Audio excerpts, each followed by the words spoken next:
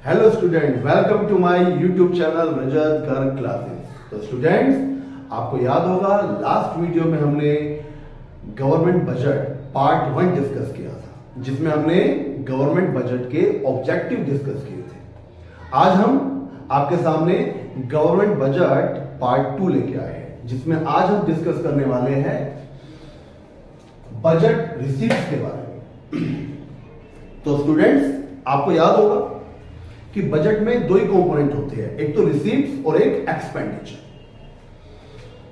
तो रिसीप्ट्स, एक तो बजट रिसीप्ट्स और एक बजट एक्सपेंडिचर। तो आज हम डिस्कस करने वाले हैं बजट रिसीप्ट्स के बारे में। बजट एक्सपेंडिचर के लिए हम नेक्स्ट वीडियो बनाएंगे, उसमें डिस्कस करेंगे। तो बजट रिसीप्ट्स क्या है? बजट रिसीप्ट्स आप जानते हो क्या होती है। रिसीप्ट माने गवर्नमेंट की वो सारे सोर्सेज जहां से गवर्नमेंट को मनी रिसीव होती है, पैसा आता है, वो है बजट रिसीप्ट। जहां जहां से भैया पैसा आ गया वो सारे रिसीप्ट हो गए। तो बजट रिसीप्ट जो है वो भी दो टाइप की होती है, ये ध्यान से देखना, ये टाइप्स बड़े इंपॉर्टेंट है। एक तो रिवेन्यू रिसीप्ट और एक कैपिटल रिसीप्ट। तो आपको दो टाइप्स मिलेंगे बजट रिसीप्ट में, रिवेन्यू रिसीप्ट एंड कैपिटल। तो चलो इनके बारे में बात करते हैं। What is revenue receipt? Revenue receipt क्या भैया? तो देखो क्या लिखा है, डेफिनेशन देखो इसकी।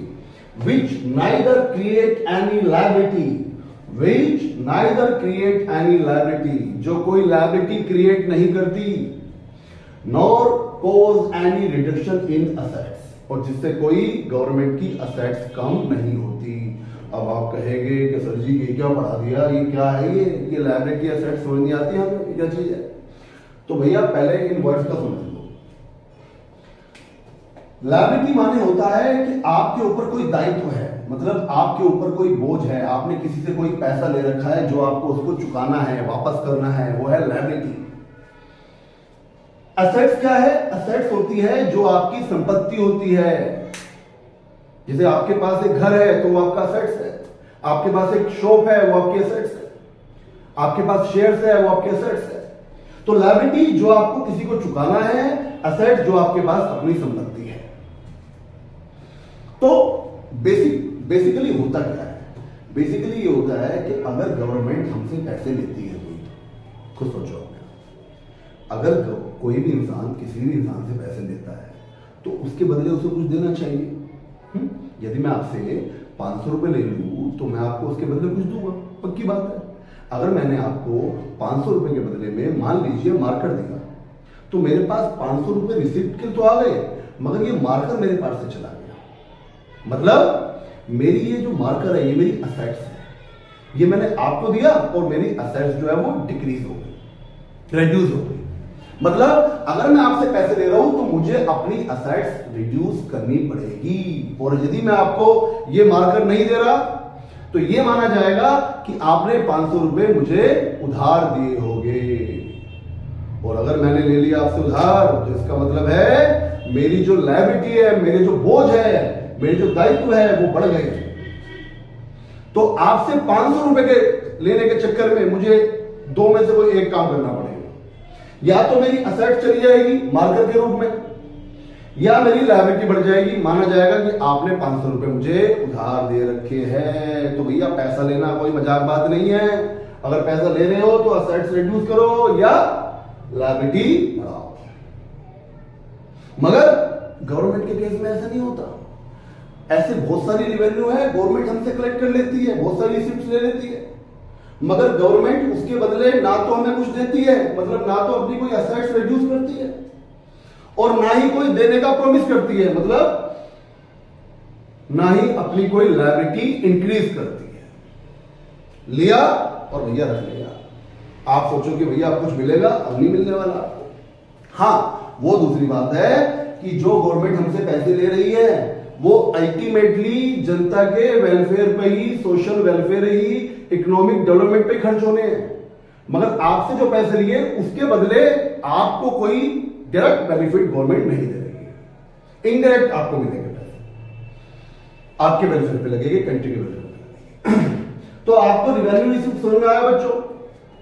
रिवेन्यू रिसिप्ट हुआ विच नाइदर क्रिएट एनी लायबिलिटी, सरकार ने हमसे पैसे ले लिए मगर अपने ऊपर कोई लायबिलिटी नहीं ली, nor cause any reduction in assets, और ना ही कोई अपनी असेट्स रिड्यूस करी, अपनी संपत्ति भी नहीं दी उन्होंने। तो ऐसी रिसिप्ट्स को बोलेंगे हम रिवेन्यू रिसिप्ट्स। अब आपके मन में आएगा सर ये तो बड़ी अजीब बात है, तो पैसे लेके हजम हो गए? नहीं भैया, हजम तो हो गए। अब आपके मन में ये भी आएगा कि बताओ ये पैसे कौन कौन से हैं? तो भैया जो रिवेन्यू रिसिप्ट होती है ये भी दो टाइप की होती है, टैक्स और नॉन टैक्स। तो टैक्स पढ़ते हैं टैक्स। तो आपने देखा होगा यार, आपने सुना भी होगा यार, वो इनकम टैक्स भरना है। आजकल जीएसटी सुना है आपने कि जीएसटी लग रही है गुड्स एंड सर्विसेज के ऊपर। ये टैक्स क्या है? ये टैक्स है, ये टैक्स जो है गवर्नमेंट जनता पे लगाती है और जनता को ये पे करना होता है गवर्नमेंट को। टैक्स क्या चीज है? टैक्स है एक compulsory payment. Compulsory payment, compulsory payment का मतलब है कि जो टैक्स आप पर लगाया गया है वो आपको पे करना पड़ेगा, आप उसको रिफ्यूज नहीं कर सकते। No one can refuse to pay it. अगर आपने इसको रिफ्यूज किया तो आपको इसके बदले जुर्माना देना पड़ेगा या फिर आपको इसके बदले जेल भी हो सकती है। आपने बहुत से किस्से सुने भी हैं, बहुत से किस्से सुने आपने कि भैया उसने टैक्स नहीं दिया, वो जेल में चला गया, है ना। तो ये है टैक्स। टैक्स एक कंपल्सरी पेमेंट। अच्छा एक बात हो, टैक्स कंपल्सरी तो है मगर अल्टीमेटली इनडायरेक्टली तौर पर गवर्नमेंट जो हमसे टैक्स लेती है वो हमारे ही वेलफेयर पर, जनता पर ही खर्च करती है। कहां पे खर्च करती है? कॉमन बेनिफिट्स ऑफ पीपल, हम पे ही खर्च करती है, जेब में नहीं रखेगी गवर्नमेंट इसको। और एक बात और, टैक्स होता है रेगुलर नेचर का। रेगुलर नेचर मतलब आप सोचो, आप एक बार कमा लो भैया और एक बार कमाने के बाद टैक्स दे दिया, अब जीवन भर टैक्स नहीं देना पड़ेगा। ना ना ना, अगले साल दोबारा देना पड़ेगा, तीसरे साल दोबारा देना पड़ेगा। हर बार जब कुछ खरीदोगे तब आपको टैक्स पे करना पड़ेगा। तो टैक्स हमारा रेगुलर नेचर का है। तो आपको समझ में आया टैक्स क्या है? टैक्स एक कंपल्सरी पेमेंट है जो लोगों के कॉमन बेनिफिट्स पे ही खर्च की जाती है और एक रेगुलर नेचर की है और कोई इसको देने से रिफ्यूज नहीं कर सकता। करके दिखाना, पकड़े गए तो कह दे, करना मत। तो स्टूडेंट ये टैक्सेस भी दो टाइप के होते हैं, डायरेक्ट और इनडायरेक्ट। डायरेक्ट नाम में छुपा हुआ है, डायरेक्ट टैक्स मतलब जिस व्यक्ति पे टैक्स लगाया जाता है डायरेक्टली उसी को पे करना होता है। ये जिसका burden can not be shifted, जिसका बर्डन आप किसी पे शिफ्ट नहीं कर सकते। आप किसी को नहीं कह सकते भाई मेरा टैक्स तू भर लियो। जैसे फॉर एग्जांपल अगर एक टैक्स मेरे पे लगा है, इनकम टैक्स, रजत गर्ग के नाम से इनकम टैक्स, मेरा इनकम टैक्स, और मैं आप लोगों से पूछूं बच्चों, क्या पूछूं? मैं पूछूं बच्चों मेरा टैक्स आप भर दोगे? तो क्या जवाब होगा आपका? नहीं सर, बिल्कुल नहीं। कितनी जल्दी बोले नो सर, है ना? कोई नहीं, देखो तुम्हें बात है। तो टैक्स वो है, डायरेक्ट टैक्स वो है जिसका बर्डन आप शिफ्ट नहीं कर सकते।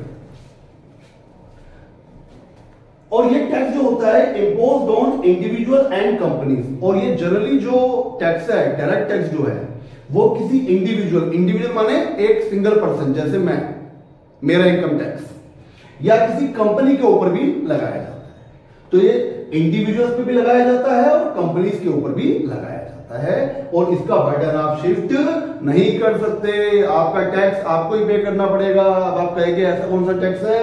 ऐसे बहुत सारे टैक्स है, मैंने 2-3 लिखे हैं। इनकम टैक्स जिसके नाम का है उसको पे करना पड़ेगा। वेल्थ टैक्स जो आपकी संपत्ति पे टैक्स लगा है वो आपका टैक्स आपको पे करना पड़ेगा। और कॉर्पोरेट टैक्स जो कंपनीज पे जो टैक्स लगा है वो कंपनीज को पे करना पड़ेगा, कॉर्पोरेट को पे करना पड़ेगा। तो ये था हमारा डायरेक्ट टैक्स। अब हम बात करेंगे इनडायरेक्ट टैक्स की। अब सोचो डायरेक्ट टैक्स को आप बर्डन शिफ्ट नहीं कर सकते, तो इनडायरेक्ट टैक्स क्या हुआ? इनडायरेक्ट टैक्स वो हुआ जिसका आप बर्डन शिफ्ट कर सकते हो। टैक्स आप पे लगा, आप कह रहे हम ना करेंगे, हम नहीं करने वाले पे, आप उसका बर्डन किसी और पे शिफ्ट कर दोगे। जिस पे आप बर्डन शिफ्ट करोगे वो टैक्स उसको पे करना पड़ेगा। अच्छा, ये जो टैक्स है ये किस चीज पे लगता है? Impose on goods and services. ज्यादातर ये टैक्स गुड्स एंड सर्विसेज पे लगता है, या आप दूसरी भाषा में कह सकते हो ज्यादातर ये टैक्स सेलर्स और प्रोड्यूसर्स पे, जो सेलर जो अपनी गुड्स सेल कर रहा है और जो प्रोड्यूसर अपनी गुड्स प्रोड्यूस कर रहा है, उन्हीं गुड्स सर्विसेज पे लगाया जाता है।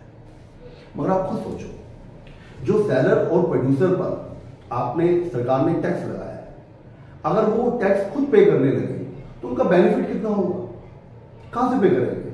अगर मान लो एक यूनिट पर सरकार ने 5 रुपए टैक्स लगा दिया और उसमें प्रोड्यूसर जो है वो कमाई 1 रुपया है, तो 5 रुपए टैक्स कैसे भरेगा? इसलिए लॉजिकली तौर पर इसको आगे शिफ्ट कर दिया जाता है। इसको अंत में वो पे करेगा जिसको जो गुड्स एंड सर्विसेज यूज कर रहा है, मतलब इसको अल्टीमेटली एक कंज्यूमर पे करता है। तो लगाया किस पे गया? लगाया गया प्रोड्यूसर और सेलर्स पर, उनकी गुड्स प्रोड्यूस करने और सेल करने पर। और पे किसने किया? कंज्यूमर ने किया। तो इसका जो बर्डन है वो प्रोड्यूसर और सेलर से कंज्यूमर की ओर शिफ्ट कर दिया गया। Burden can be shifted. और ऐसे कौन से टैक्स है? अब तो हम सब जानते हैं, जीएसटी सबसे कॉमन एग्जाम्पल। अब हर चीज पे जीएसटी लग चुका है, गुड्स एंड सर्विसेज टैक्स। ये लगता किस पे है? गुड्स सर्विसेज पे। पे कौन करता है? कंज्यूमर करता है। Custom duty, sale tax. अब कहोगे सर ये तो जीएसटी है तो ये भी लिख दिए। ऐसे बहुत सारे टैक्स है। देखो हर चीज जीएसटी के अंदर नहीं आती, आपको बता दूं। लिकर है, लिकर मतलब शराब। इसके अलावा पेट्रोलियम प्रोडक्ट्स है, इनको जीएसटी में नहीं डाला गया, तो इनमें कस्टम ड्यूटी, एक्साइज ड्यूटी या सेल टैक्स या कई प्रकार के इसमें टैक्स लगाए जाते हैं और वो सारे टैक्स अल्टीमेटली कंज्यूमर को ही पे करना पड़ते हैं। तो बच्चों, ये था आपका टैक्स। आई होप आपको समझ में आ गया था होगा। ये रेवेन्यू रिसीप्ट का फर्स्ट पार्ट था। अब हम बात करेंगे नॉन टैक्स रेवेन्यूज के बारे में। तो स्टूडेंट, अब हम चलते हैं नॉन टैक्स रेवेन्यू पर कि टैक्स के अलावा और कौन कौन से जरिए है सरकार के पास मनी कलेक्ट करने के। तो फर्स्ट है इंटरेस्ट। इंटरेस्ट माने ब्याज। देखिए, जो गवर्नमेंट है वो स्टेट गवर्नमेंट को, मान लो सेंट्रल गवर्नमेंट है तो वो स्टेट गवर्नमेंट को लोन दे सकती है, किसी प्राइवेट एंटरप्राइज को लोन दे सकती है, जनरल लोगों को, पीपल्स को लोन दे सकती है। तो उसके बदले जो गवर्नमेंट को मनी रिसीव होगी वो एक तरीके से नॉन टैक्स रेवेन्यू रिसीप्ट कहलाएगी। वो सरकार की इनकम का जरिया है, क्योंकि सरकार पे पैसा आ रहा है, रिसिप्ट आ रही है, मगर इंटरेस्ट आने से सरकार की किसी भी प्रकार की लायबिलिटी इंक्रीज नहीं हो रही है, कोई एसेट्स रिड्यूस नहीं हो रही है। तो ये सब में ये चीज ध्यान रखना, डेफिनेशन सब में ध्यान रखना। और कहीं कोई प्रॉब्लम हो तो मुझे आप कमेंट कीजिए, मैं आपको कमेंट में आंसर दे दूंगा। और नंबर 2, आप है ना थोड़ी थोड़ी देर में स्क्रीनशॉट लेते रहिए, क्योंकि बोर्ड की अपनी एक लिमिट है। मुझे मैं सब चीजें लिख नहीं सकता बार बार, तो आप स्क्रीनशॉट लेते रहिए, ठीक है ना। तो इस इंटरेस्ट कहां से आ रहा है? हो सकता है स्टेट गवर्नमेंट से आ रहा हो सकता है किसी प्राइवेट एंटरप्राइज से आ रहा हो सकता है किसी जनरल पब्लिक से आ रहा हो। तो इंटरेस्ट कई जगह से आ सकता है गवर्नमेंट के पास। Number 2, profit and dividend. भाई सरकारी भी बहुत सारी कंपनी है, सरकार की बहुत सारी कंपनी है, जैसे आपने सुना है SAIL सेल्स, ठीक है ना, steel authority of India limited, भेल BHEL, इसके अलावा LIC है।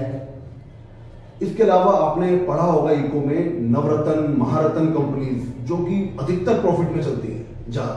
तो सरकार की प्रॉफिट जो कंपनीज है उनसे भी बड़े पैमाने पर सरकार को प्रॉफिट आता है, वो एक सरकार का नॉन टैक्स रेवेन्यू।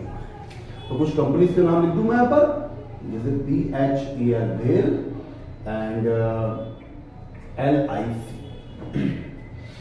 इसके अलावा फीस क्या है भाई? जब कोई गवर्नमेंट हमको सर्विस प्रोवाइड करती है तो सर्विस प्रोवाइड करने के बदले में जो गवर्नमेंट का खर्चा आया है हमें सर्विस देने के लिए, भाई हमें सर्विस दे रही है, गवर्नमेंट का खर्चा आएगा, तो वो गवर्नमेंट जो खर्चा है काफी कम पैमाने पर, कम खर्चा हमसे वसूल करती है, जनता से वसूल करती है।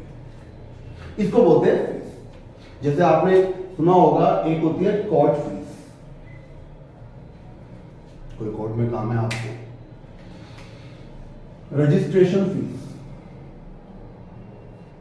किसी चीज का रजिस्ट्रेशन करवाना है, आप कोई नई प्रॉपर्टी खरीदते हैं तो कोर्ट के थ्रू उसमें कागज होते हैं, आपकी प्रॉपर्टी रजिस्टर्ड होती है कि वो आपके नाम पे है, उसके बदले आपको गवर्नमेंट को फी पे करनी होती है। इसके अलावा लाइसेंस फी। लाइसेंस क्या है? अब लाइसेंस सुनते ही बच्चे के मन में आता है कि लाइसेंस माने ड्राइविंग लाइसेंस, कि भैया वो ड्राइविंग लाइसेंस लेना है हमें, भैया वो भी लाइसेंस है। लाइसेंस का मतलब केवल ड्राइविंग लाइसेंस नहीं होता, लाइसेंस का मतलब होता है गवर्नमेंट से किसी भी चीज की परमिशन लेने। जब आप गवर्नमेंट से किसी भी चीज की परमिशन लेते हैं तो जो परमिशन जब गवर्नमेंट ग्रांट करती है तो उसके बदले आपसे फी लेती है। हो सकता है वो ड्राइविंग के लिए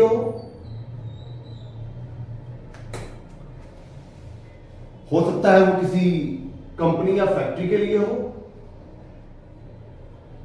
हो सकता है वो कमर्शियल व्हीकल्स के लिए हो सकता है प्राइवेट व्हीकल्स के लिए हो, कई तरह की परमिशन, हो सकता है गन के लिए हो। आपने देखा है बहुत से लोग गन रखते हैं तो गन का लाइसेंस भी होता है।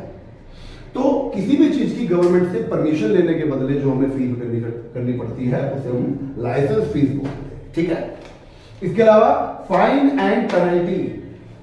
अब भैया कानून तोड़ोगे, सरकार की नहीं मानोगे तो फाइन लगेगा।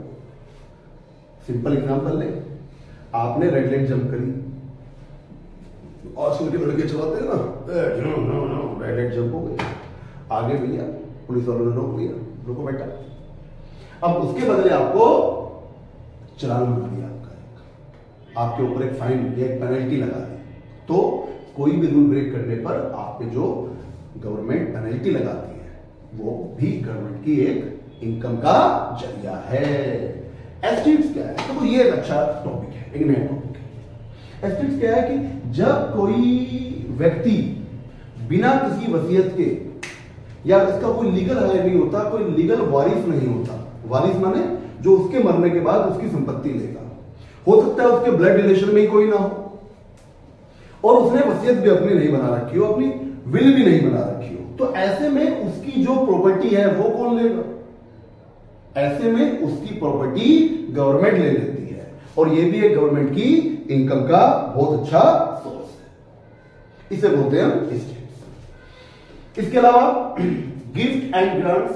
मान लीजिए आपको किसी फॉरेन कंट्री में किसी भी देश ने कोई गिफ्ट दे दिया, आपको मतलब गवर्नमेंट टू गवर्नमेंट दे दिया, तो वो भी हमारी एक इनकम का जरिया है, ठीक है। या कोई आपके यहाँ पे कोई नेचुरल डिजास्टर आया तो उसमें किसी और कंट्री ने आपकी मदद करी, तो जो मदद करने पे आपको मनी रिसीव हुई वो भी आपकी एक रिसीप्ट का जरिया है। फॉरफीचर्स क्या है?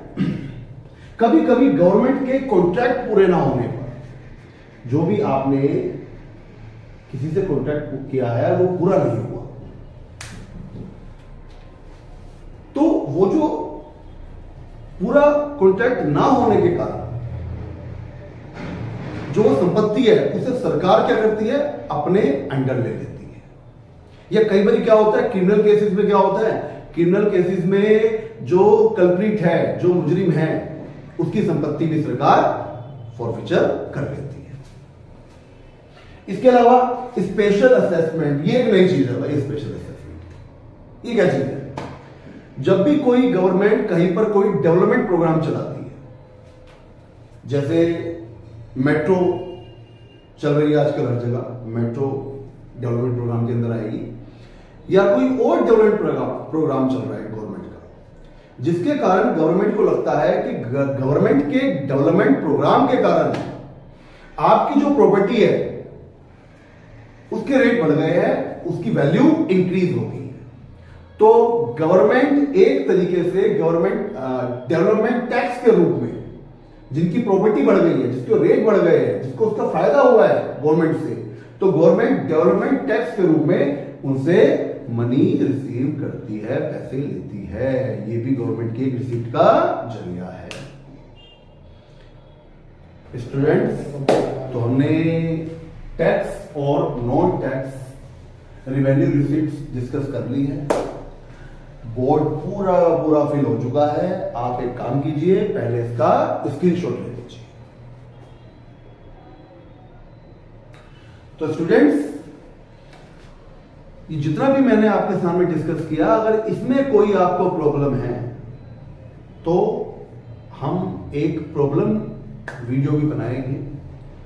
आप मुझे कमेंट कीजिए और मैं उन सब कमेंट्स का आंसर एक पूरे बजट चैप्टर की, जब ये सारे पार्ट खत्म हो जाएंगे, एक वीडियो बनाकर आपके सामने पेश करूंगा। अब बारी आती है कैपिटल रिसीप्ट्स की।